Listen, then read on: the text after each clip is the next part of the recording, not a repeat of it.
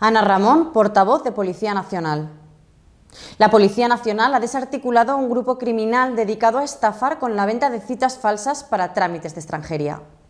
Hay 2 personas detenidas en la provincia de Valencia por presuntamente bloquear el sistema online de citas de extranjería mediante un bot informático, acaparándolas casi en su totalidad para posteriormente venderlas. Los investigados ofertaban las citas a través de una aplicación de mensajería instantánea y de una conocida red social, solicitando el pago por transferencia bancaria. Los agentes, fruto del registro practicado en un municipio valenciano, han intervenido 7.290 euros en efectivo, así como numerosos dispositivos electrónicos desde los que manejaban el negocio y documentación relacionada con la venta de las citas.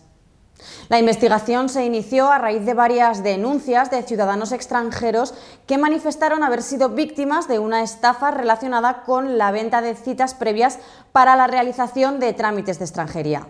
En todos los casos, los afectados habían pagado por una cita que luego comprobaron que no existía.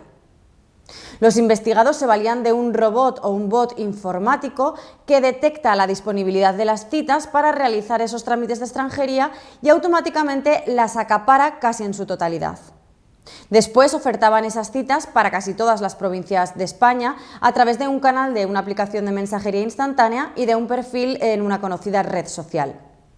Cuando las víctimas solicitaban información, se les facilitaba un número de teléfono y a través de mensajería instantánea se concretaban tanto las condiciones de pago como la fecha y el lugar de la cita. El pago de la cita, cuyo precio nunca era inferior a 50 euros, se realizaba mediante transferencia bancaria.